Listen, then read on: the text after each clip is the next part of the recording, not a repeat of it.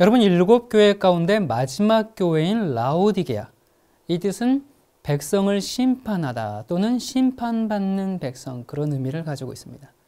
이 빌라델비아 시대가 이제 마쳐짐과 동시에 하늘에 열려진 그 지성소의 문을 통해서 들어가신 예수님께서 대제사장으로서 백성들의 죄를 속죄하시고 재림 전에 심판을 진행하고 있는 시기입니다. 그러니까 사도 바울의 선언대로 예수께서 이미 작정된 심판의 날에 죄와 상관없이 자기를 바라는 자들에게 두 번째 나타나신다는 재림의 때까지 이르는 그야말로 세상 역사에서의 마지막 교회입니다. 여러분, 당시 라오디게아가 누렸던 그 경제, 산업, 또 유흥, 교통, 이런 여러 입지 조건들이나 또는 주민들의 마음가짐과 생활이 현대 기독교회를 대표하기에 너무나 적절합니다. 미지근하고 자만스럽고 속이 빈 공업만 늘어놓고 거짓 평화에 젖어 있는 이 라오디게아 교회는 자신들은 그리스도인이라고 생각하고 있지만 사실은 그렇지 못한 상태입니다. 여러분, 오늘날 어느 누군들 우리 시대의 우리 교회의 모습을 보면서 우리는 라오디게아 시대의 교회가 아니다, 그렇게 말할 수 있겠습니까?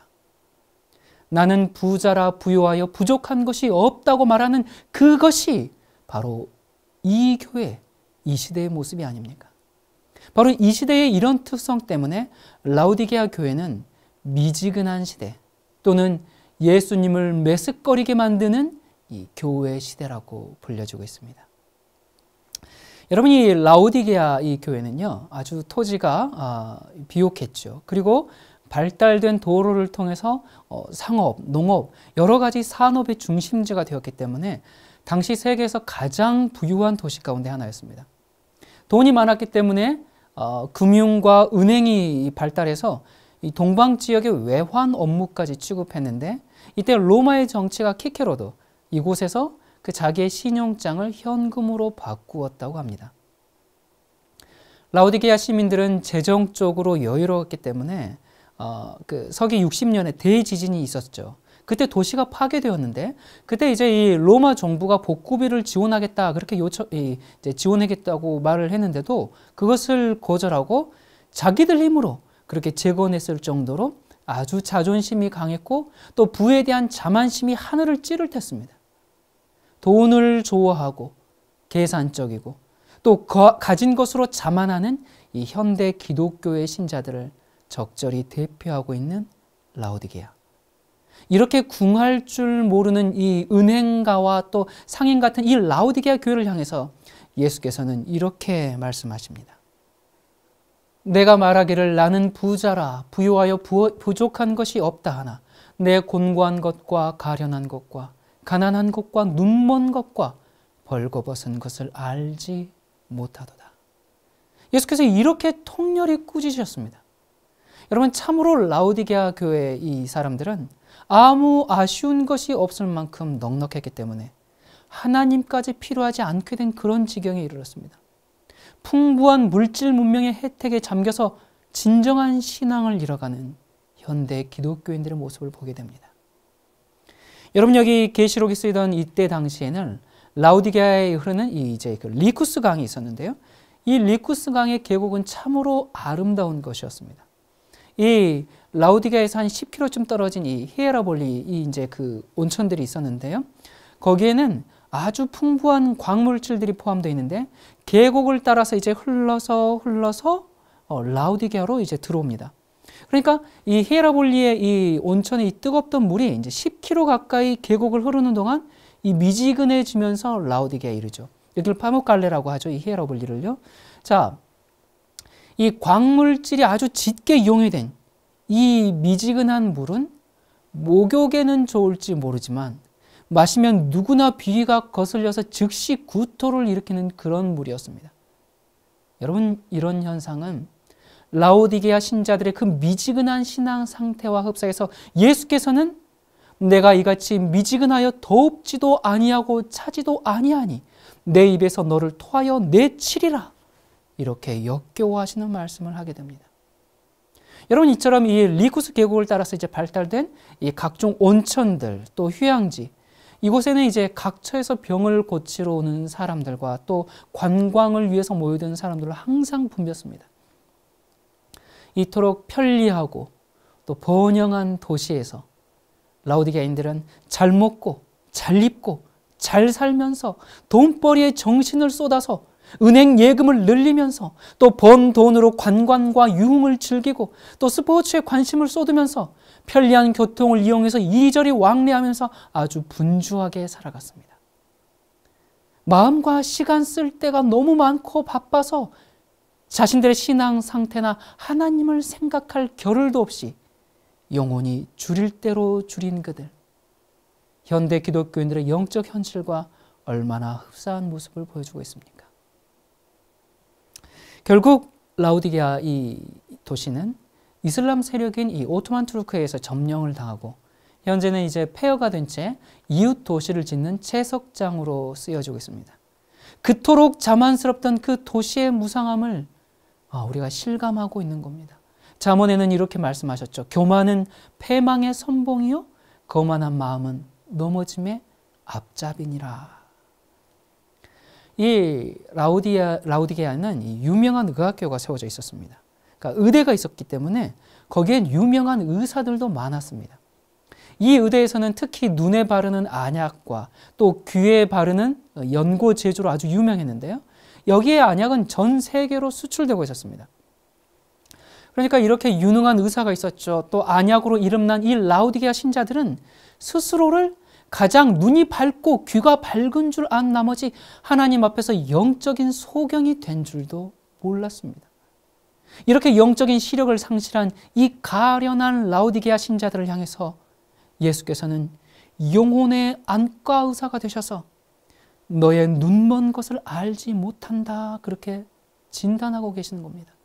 그러면서 그렇게 진단하신 다음에 내게서 안약을 사서 눈에 발라 보게 하라 그렇게 처방하고 계십니다.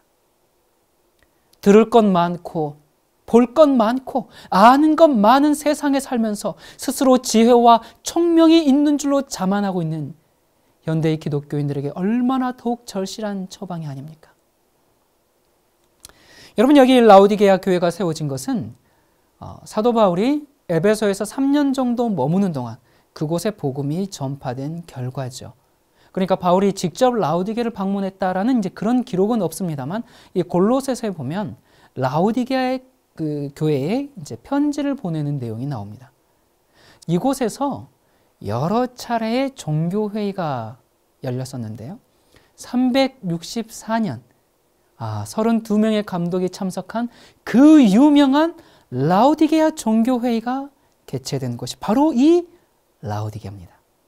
여러분, 이 회의의 의제 가운데 하나는 이 성경의 정경 목록을 작성하는 건데요. 그러니까 흥미있는 일은 이 목록에서 요한계시록을 제외해 버렸다는 겁니다. 그러니까 요한계시록에 라오디게아에 대해서 책망밖에 없다 보니까 아마 거기에 대한 반감이었는지도 모르겠습니다. 자, 아무튼 그리고 바로 이때 이 364년 라오디게아 회의에서 기독교회가 뭘 결정했는지 아십니까? 처음에는 이제 그 콘스탄티누스 황제가 321년에 태양의 날인 썬데이, 일요일을 공휴일로 하라는 법령을 내렸죠. 자, 그러다가 325년 니케아 종교회의에서 일요일 썬데이를 부활절로 성수하자 그렇게 결의하게 됩니다.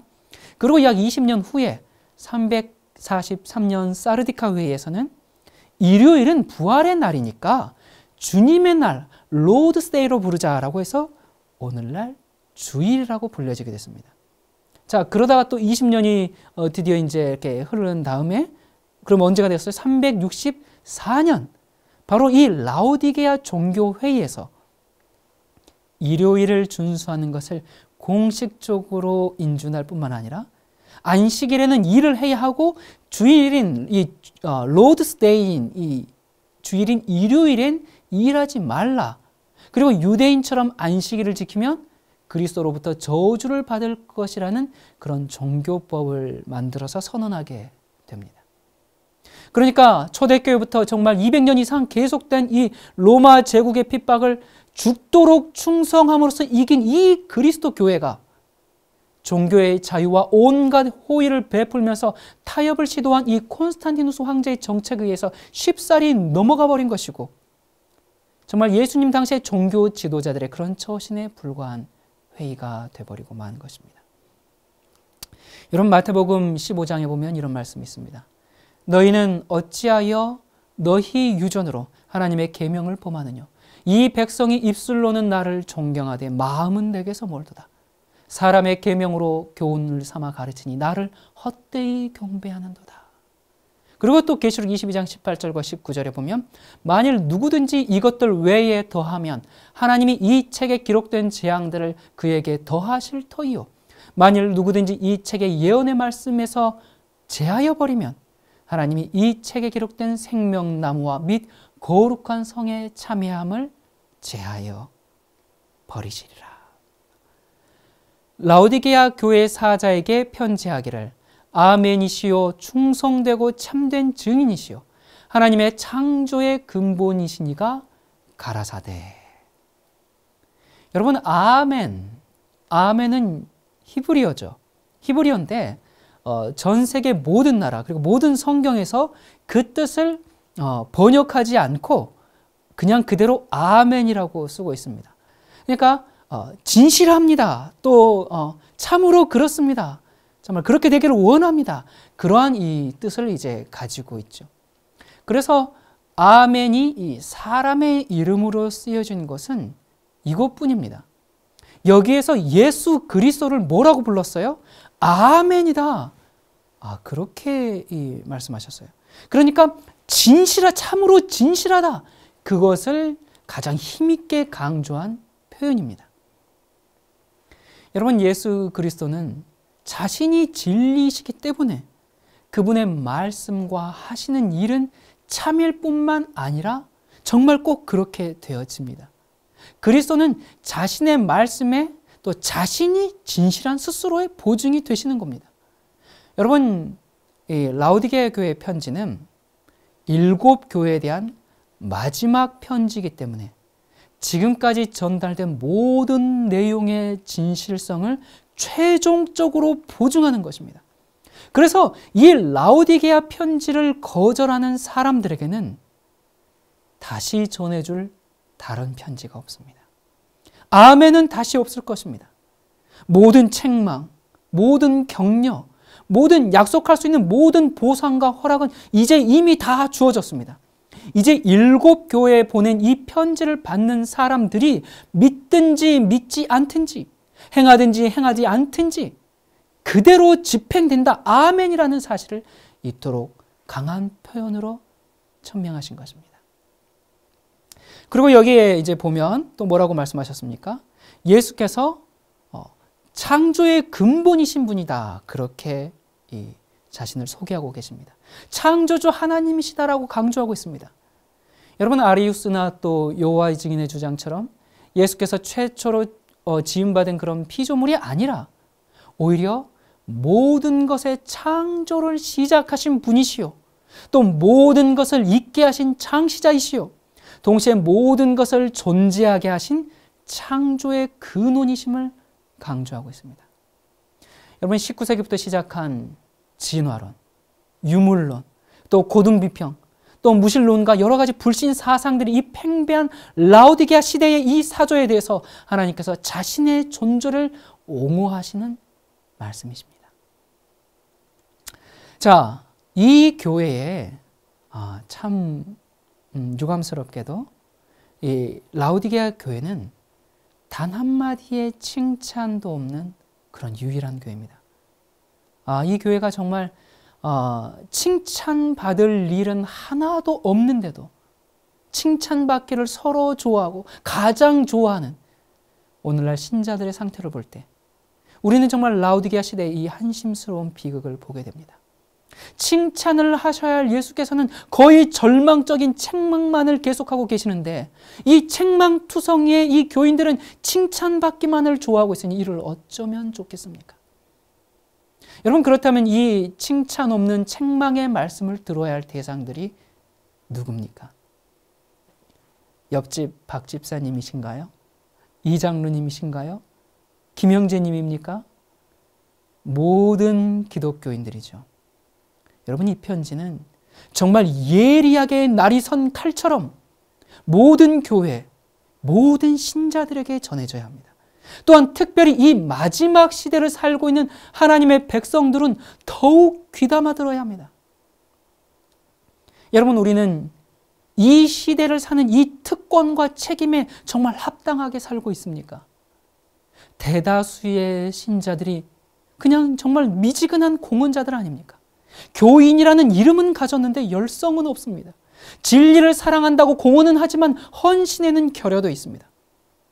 오늘날 교인들은 모든 것을 다 팽개치고 불신자가 될 그런 위험에까지 이르지는 않았지만, 그렇다고 자신에 대하여 죽고 신앙의 원칙을 철저하게 따라 나서기는 원하지 않습니다. 하나님의 일을 하는 소중한 특권을 누리면서도 밥벌이로 일하고 복음을 전한다고 하면서도 손해보려고 하지 않는 이기주의가 있을 수 있습니다. 그러한 교회에 예수께서 이렇게 책망하십니다. 내가 내 행위를 아노니 내가 차지도 아니하고 더웁지도 아니하도다. 내가 차든지 더웁든지 하기를 원하노라. 내가 이같이 미지근하여 더웁지도 아니하고 차지도 아니하니 내 입에서 너를 토하여 내치리라. 내가 말하기를 나는 부자라 부유하여 부족한 것이 없다 하나 내 곤고한 것과 가련한 것과 가난한 것과 눈먼 것과 벌거벗은 것을 알지 못하도다. 여러분, 미지근한 신자란 어떤 신자인가요? 하나님께서 주시는 은사를 맛봤습니다. 은혜 안에 거하기도 했습니다. 그런데 이 은혜는 그에게 아주 미미한 불꽃에 불과해서 그냥 금세 꺼지고 말았습니다. 여러분, 세리들과 창기들은 차가운 상태였고요. 사도들은 뜨거운 사람들이었습니다. 그렇지만 서기관들과 바리새인들은 미지근한 상태였습니다. 여러분, 우리가 차갑다면 회심할 수 있는 희망이 어느 정도 있습니다. 그렇지만 그리스도의 의 대신 자신의 의를 걸친 사람들은 속임을 당해 있는데요. 자기가 속았다는 사실을 발견하기가 대단히 어렵고 자기의 의를 벗어 던지기가 너무나 어렵습니다. 그래서 차라리 회심하지 않고 하나님이 없는 죄인이 오히려 그런 사람보다 더 유리한 입장에 있다, 그 말입니다. 여러분, 미지근한 교회는 그리스도의 이름을 아주 던져버리기에는 너무나 종교적입니다. 그렇다고 그리스도를 위해서 견고한 입장을 취하기에는 또 너무나 세상적입니다.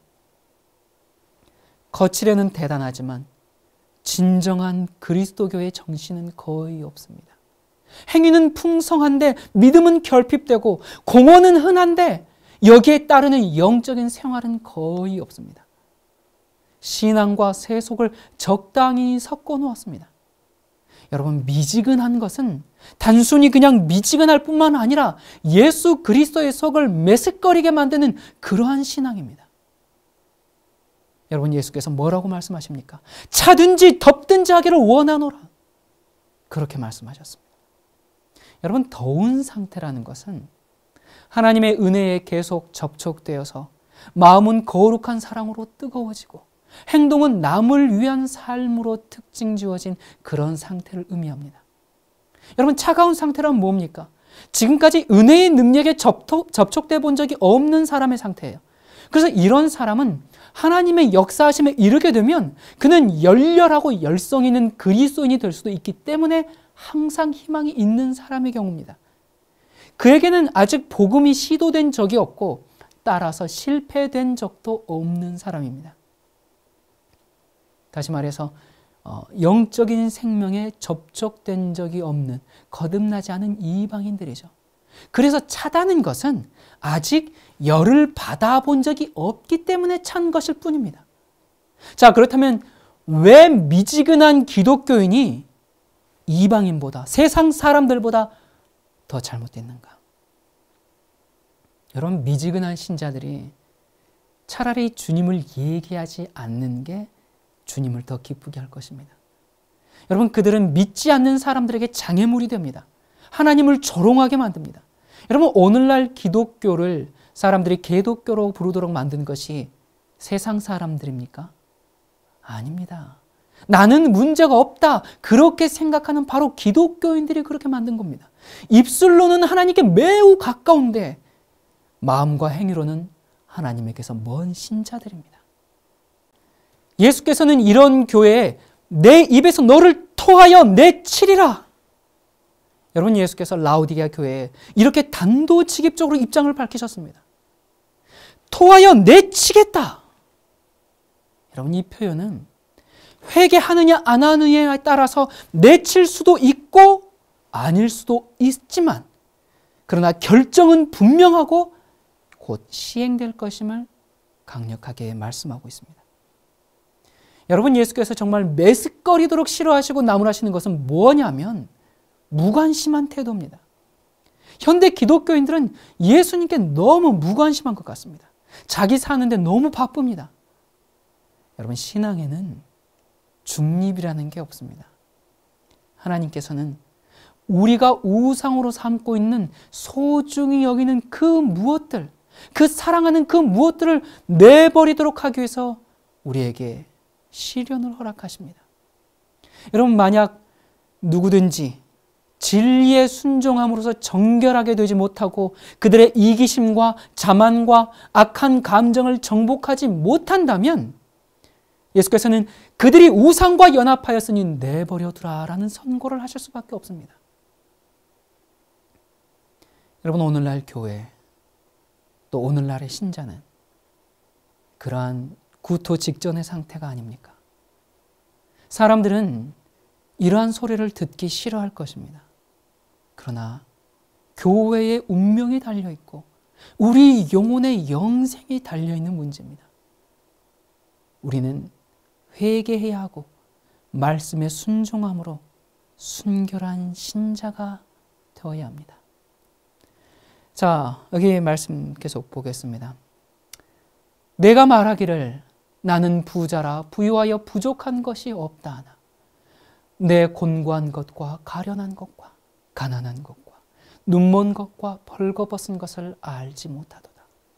내가 너를 권하노니 내게서 불로 연단한 금을 사서 부요하게 하고 흰 옷을 사서 입어 벌거벗은 수치를 보이지 않게 하고 안약을 사서 눈에 발라 보게 하라. 여러분, 영혼의 의사이신 예수께서 이 신자들의 영적인 상태를 진단해 보시더니 이렇게 진단 결과를 낱낱이 말씀하셨습니다. 보니까 아직 완전히 죽지는 않았어요. 아직 얕게나마 생명이 붙어 있습니다. 그래서 치유하면 회생할 수는 있어요. 그런데 자기 자신의 병세를 알지 못하기 때문에 치료를 거절하는 딱한 교회의 형편인 겁니다. 사탄은 어떻게든 우리의 호흡을 끊어버리고 영원한 암흑으로 데려가기 위해서 노력하고 있습니다. 여러분, 선과 악의 전쟁은 실제입니다. 사탄과 그의 악한 천사들은 하나님의 백성들을 압박하고 눈멀게 하기 위해서 총력을 다 기울이고 있습니다. 이 라오디게아 교회의 심각성은 병 자체에 있는 것이 아닙니다. 병을 취급하는 그 태도에 있는 겁니다. 환자가 자신이 병들었음을 알지 못하고 오히려 병이 있는데도 부인하면 위대한 의사도 할 수 있는 일이 없고 의사의 처방과 약도 소용이 없는 것입니다. 여러분, 세리들과 창기들이 오히려 바리새인이나 서기관들보다 더 구원에 이를 수 있었던 이유가 바로 여기에 있습니다. 예레미야는 이렇게 탄식했습니다. 길르앗에는 유향이 있지 아니한가? 그곳에는 의사가 있지 아니한가? 딸 내 백성이 치료를 받지 못함은 어찌민고? 여기 보니까 약도 있고 의사도 있는데 왜 치료를 받지 못해요? 왜 그래요? 왜 백성이 치료를 받지 못해요? 여러분, 이처럼 최악의 병은 자기가 병들 줄 모르는 병인 것입니다. 자기의 곤고한 것과 가련한 것과 가난한 것과 눈먼 것과 벌거벗은 것을 알지 못하는 증상이야말로 절망적인 병인 겁니다. 여러분이 라오디게아 이 교회는 대지진 이후에 이제 그 복구를 해서 로마 제국의 보조를 거절할 만큼 아주 경제적으로 여유가 있었습니다. 또 경제적으로 여유가 있다 보니까 거기에 대한 자만심이 넘쳐 있었습니다. 이와 같이 나는 부자야. 그래서 부유하여 부족한 것이 없다. 그런 경제적인 그 자부심이 그리스도의 필요와 도움까지도 거절해버리는 그런 영적인 교만으로 나아가버린 겁니다.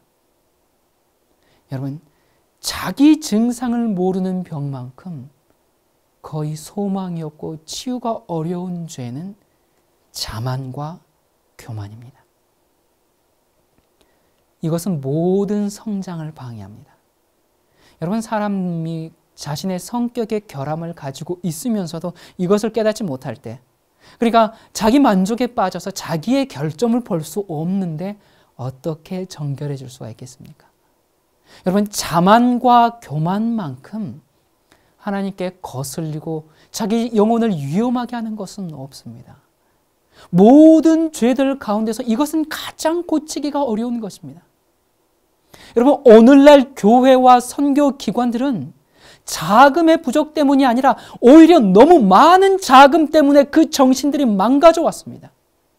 신자들은 빈곤보다는 오히려 부요 때문에 단순한 헌신과 신앙의 열성을 상실해버렸습니다. 쉽고 편한 것, 그런 것만을 찾는 교회와 선교센터나 단체들이 간절한 믿음의 기도로 하나님께 도움을 구하지도 않고 죽어가는 영혼을 위해 뜨거운 열심도 사라져가고 있습니다. 메가처치를 꿈꾸고 돈 많은 사람이 헌금 좀 많이 해주기를 바라면서 재물을 의지하고 있습니다. 여러분, 우리는 기도해야 합니다.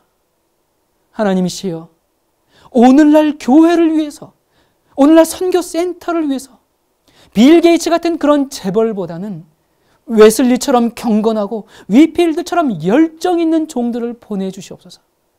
이렇게 기도해야 됩니다. 대박을 꿈꾸지 말고, 누구는 로또에 당첨됐대, 누구는 부동산이 뛰었대, 누구는 가상화폐로 몇십억을 벌었대. 여러분, 요즘 가상화폐로 하루아침에 몇십억을 버는 사람들이 많이 생기고 있죠. 그래서 많은 이 젊은 사람들이 상대적 박탈감 때문에 많은 사람들이 우울증에 걸린다고 합니다. 여러분이 보니까 같은 사무실에 있던 사람이 하루아침에 몇십억, 몇백억 부자가 되어버린 겁니다. 그래서 이 어느 시사 방송에서 이 비트코인으로 돈벼락을 맞은 사람들과 인터뷰를 진행했는데요. 처음에 투자한 자금이 8만 원이었습니다.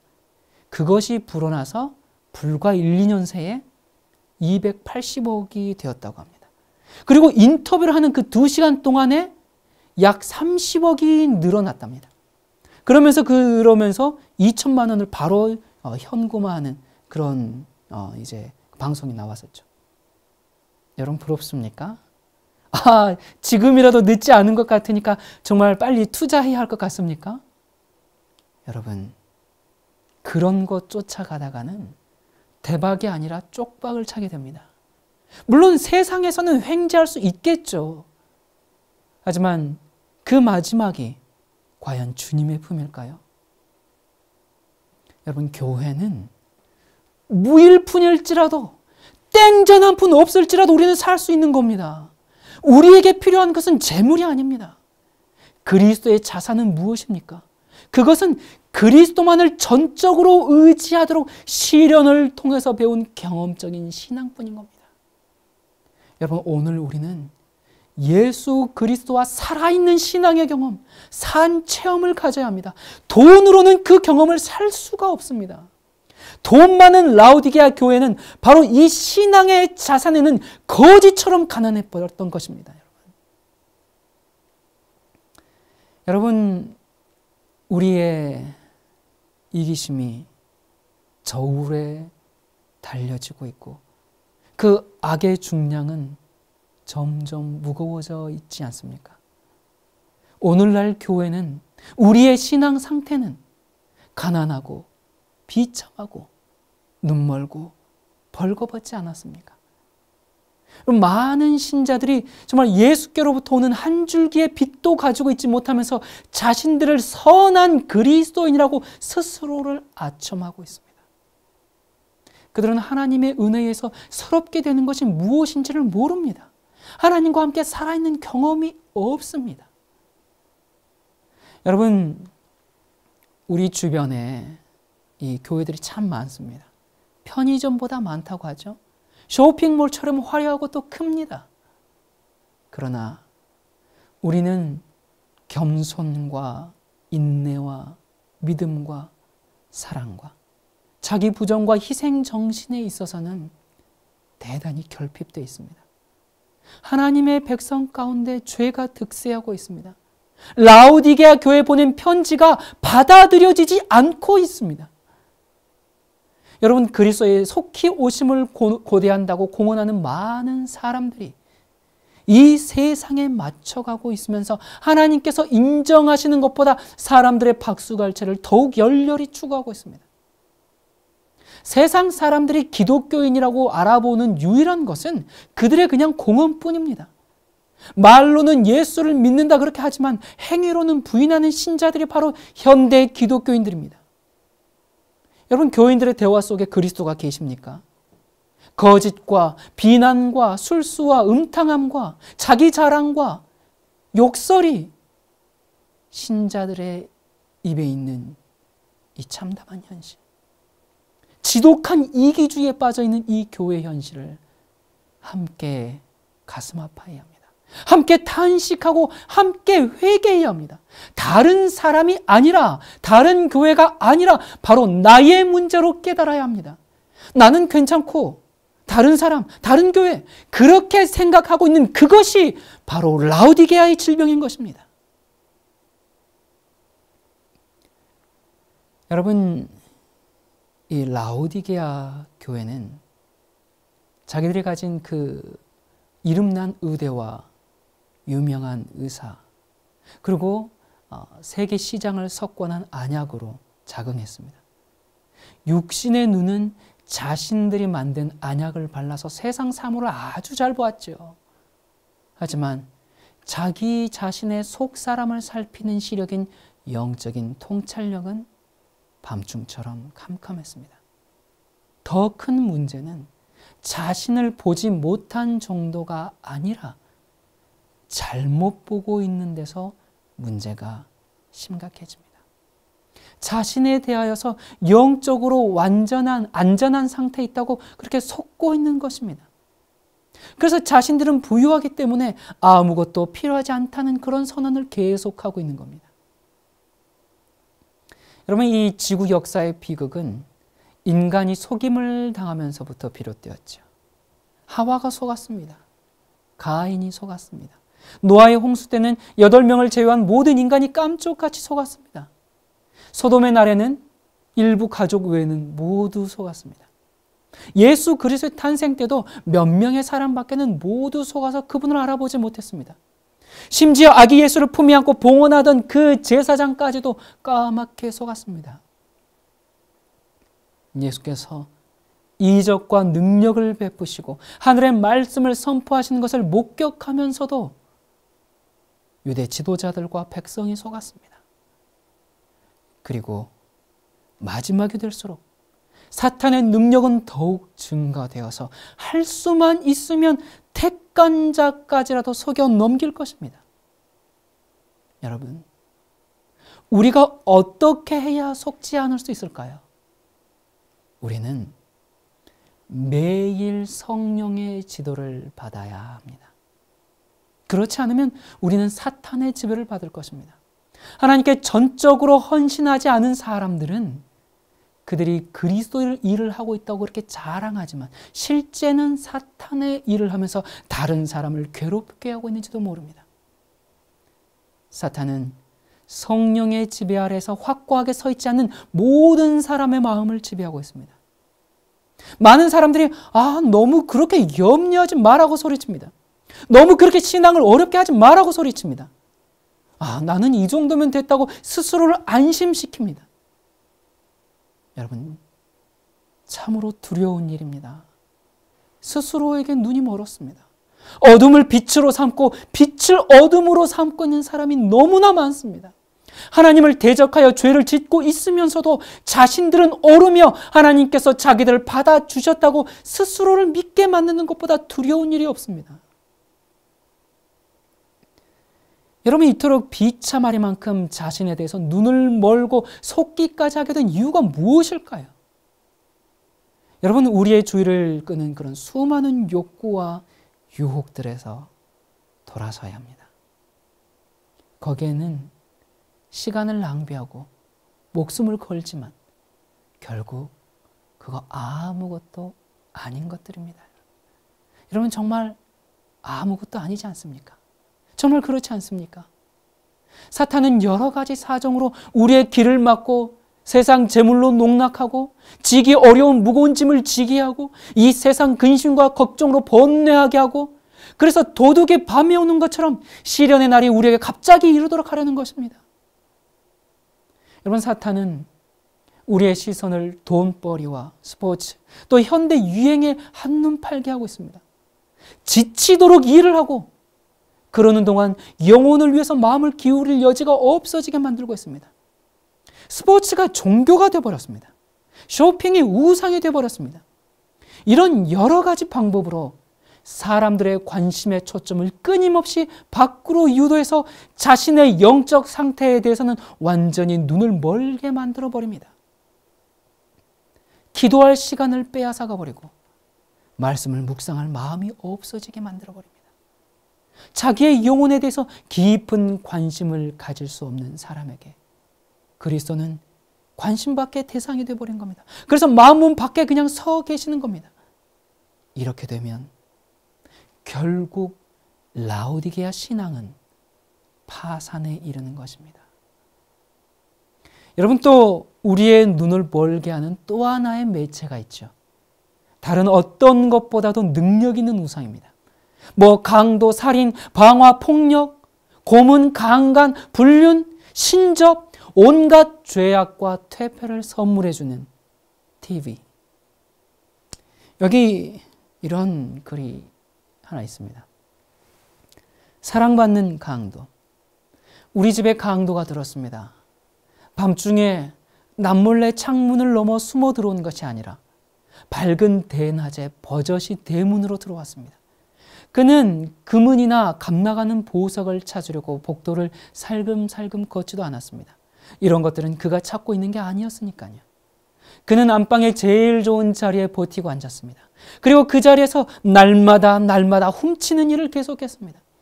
그는 모든 가족들에게서 그들의 가장 귀한 선물인 시간과 마음과 교제를 훔쳐갔습니다.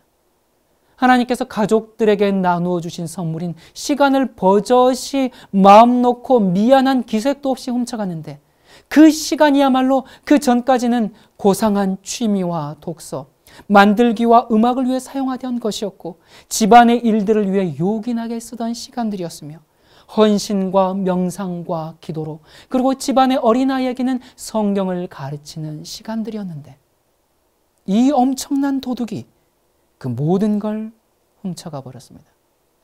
그는 부모님에게서 자식들의 애정을 빼앗아갔고, 자녀들에게서는 부모의 사랑을 훔쳐갔으며, 그리고는 하나님에게서는 부모와 자녀들의 마음을 모두 훔쳐가 버렸습니다. 그는 성경에 대한 사랑도 가져갔으며, 도움이 필요한 이웃을 돌봐야겠다는 욕망도, 그리고 우리가 가진 믿음을 나누어 줘야 하는 높은 부르심의 거룩한 책임을 위한 헌신도 이 큰 도둑이 모두 훔쳐갔습니다. 뿐만 아니라 그는 모처럼 집을 찾아온 친구들과 친척들, 이웃에게서도 훔쳐냈는데, 그의 참견이 없이는 친근하고도 사귐성 있는 대화를 더 이상 나눌 수가 없게 되었답니다. 그는 자기의 영역인 집안에 들어오는 사람은 누구를 막론하고 훔쳐냈습니다. 이 강도의 이름을 폭로했다가는 그에게 몸바친 분들의 마음을 상하게 할까봐 해서는 안 되겠습니다만, 어리숙하게 방심하다가 다음 차례로 이런 강도를 만날 분들의 유익을 위해서 한 가지 단서만이라도 꼭 드려야겠습니다. 그의 이름의 첫 글자들은 TV랍니다. 여러분, 사실 TV는 한물 갔습니다. 이제 TV는 이제 번거로워요. 그럼 이제 뭐예요? 이제 뭐가 그 자리를 대신했습니까? 스마트폰. 이름도 좋습니다. 스마트합니다. 똑똑해요. 아침에 일어날 때부터 잠자리에 들 때까지 손에서 떠나질 않습니다. 버스를 타고 지하철을 타고 길을 걷고 밥을 먹을 때든지 언제든지 품에 안고 삽니다. 예수님 없이는 살 수는 있어도 스마트폰 없이는 이제 못 사는 그런 세상이 되었습니다. 우리가 그것들을 잘 다스리지 못하면 그것들이 우리를 다스릴 것이고 우리의 운명을 지배할 것입니다. 여러분. 상업과 금융의 중심지로 유명했던 이 라오디게아.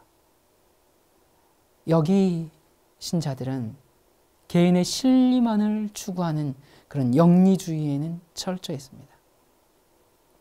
자신의 이기심과 탐심을 위해서라면 어떠한 현실과도 거침없이 타협하는 그런 교회였습니다. 여러분, 오늘날 교회 안에 존재하고 있는 큰 죄는 탐심이죠. 우리가 이 세상에서 더욱 많이 얻으면 얻을수록 세상에 대해선 더욱더 애착을 두게 됩니다. 그리고 더욱더 많은 것을 얻기 위해서 더욱 발돋움을 하는 것입니다. 여러분, 이 라오디게아 교회는 장황한 자기 자랑에도 불구하고 한마디의 칭찬도 없을 뿐만 아니라 영적으로는 벌거벗은 눈먼 거지로 묘사되었습니다. 여러분, 우리가 앞에서 쭉 살펴봤듯이 육신적으로는 가난했지만 영적으로는 부여했던 그 서머나 교회와는 반대로 물질에는 부여했지만 영적으로는 파산자인 겁니다. 교리적으로 어떤 잘못도 지적받지 않았습니다. 또 니골라당이나 이세벨 같은 이단도 없었습니다. 사탄의 회도 없었고 핍박도 기록되지 않았습니다. 그런데 라오디게아 교회의 최악의 병폐는 바로 자기 스스로가 무엇을 가지고 있고 또 어떤 일을 하고 있고 그 결과에 만족하고 있다는 데 있는 것입니다. 하나님은 가장 비참하게 보고 계시는데 자신은 가장 만족스럽게 여기는 까닭은 바로 관점의 차이에 있죠. 하나님은 영적인 면을 보시고 교회는 물질적인 면을 보기 때문에 각각 서로가 다르게 평가를 하고 있는 것입니다. 이 라오디게아는 물질적인 면을 주시하고 있습니다. 라오디게아 교회는 별것도 아닌 그의 업적을 헤아리려고 합니다. 이 교회는 파견한 선교사들을 자랑합니다. 이 교회는 많은 구호 활동들을 자랑합니다. 이 교회는 여러 곳의 도시들에 세운 위험 있는 예배당들을 생각합니다. 이 교회는 교인 수를 헤아리고 헌금을 분석합니다. 그리고 보잘것없던 초창기를 생각하면서 자신도 모르는 민감한 자부심으로 지난날의 성장과 발전과 그 성취에 만족해야 합니다. 그것은 참으로 훌륭한 외관이죠. 그리고서 라오디게아는 다행스러워하고 흐뭇해하는 것입니다. 여러분, 랍비들은 외적인 활동들이 자신들의 신앙의 전부였습니다. 그들은 뛰어난 경건을 보이기 위해서 활발한 행사들에 의존했습니다. 여러분, 그런 위험이 오늘날에도 존재합니다. 여러 활동들을 부산스럽게 많이 하고 그 일들이 성공을 거두게 될 때 인간의 계획과 방법에 의존하는 위험이 있습니다. 기도를 적게 하고 믿음이 적어지는 그런 경향이 생깁니다. 활동이 우상이 되어버립니다. 그것을 바라보고 그것을 위해 달려갑니다. 활동이 구주가 되어버립니다. 여러분은 오늘을 어떻게 살고 있으십니까? 이렇게 흘러 떠내려가듯이 살아도 되는 것일까? 하나님이 살아계시고 어느 날 역사가 끝난다면 내 운명은 어떻게 될 것인가? 우리 가정의 구원은 누가 책임질 것인가? 하나님의 아들이신 예수께서 우리를 사랑하사 그의 피로 우리를 죄에서 해방하셨는데 여러분, 우리는 그의 고귀한 피처럼 가치 있게 살고 있습니까? 우리의 교회는 어떻습니까? 중요한 진리를 소유했다고 지적 동의의 수준에서 그렇게 주장만 하고 그 진리가 우리 영혼에 스며들도록 하지 않으면 영적 교만과 신앙적인 완고함에 이르게 됩니다. 교리적인 고집불통이 되어버립니다. 부족한 것이 없을 정도로 진리의 보화가 풍성하지만 사실상 옷도 못 걸친 극빈자의 모습이 될 수가 있습니다. 여러분, 교회가 진정으로 부해지고 치유를 받고 또 옷 입힘을 받으려면 옛 생활 방식을 버려야 합니다. 우리의 완고함, 우리의 조급함, 우리의 사랑 없음, 우리의 형식주의가 성령의 역사로 깨어져야 합니다. 오늘 우리의 이 가련한 모습을 주님 앞에 그대로 내어놓으면서 사랑의 치유를 시작해 주시기를 주님께 간절히 기도하도록 하십시다. 기도하겠습니다. 우리를 사랑하는 하나님 아버지, 우리에게 주시는 책망과 권면의 말씀을 인하여 감사드립니다. 혹시 나의 신앙 상태가 예수 그리스도의 속을 메스꺼리게 만들어서 토하게 하고 싶은 그런 형식주의요 외투만 같이 걸치고 있지는 않습니까? 아버지여, 우리를 치료하여 주시고 우리의 눈먼 것과 벌거벗은 것과 가련한 것과 곤고한 이 상태를 우리가 올바로 볼 수 있도록 도와주시옵소서. 주님께서 우리에게 호소하실 때 우리의 마음을 완고하게 하지 않고 주님의 그 사랑의 음성에 우리가 귀 기울일 수 있도록 도와주시고, 지금 그리스도의 예리하고 날선 검이 우리의 심령을 쪼개 흔들어 주시옵소서. 사랑이신 예수 그리스도의 이름으로 간절히 기도드립니다. 아멘.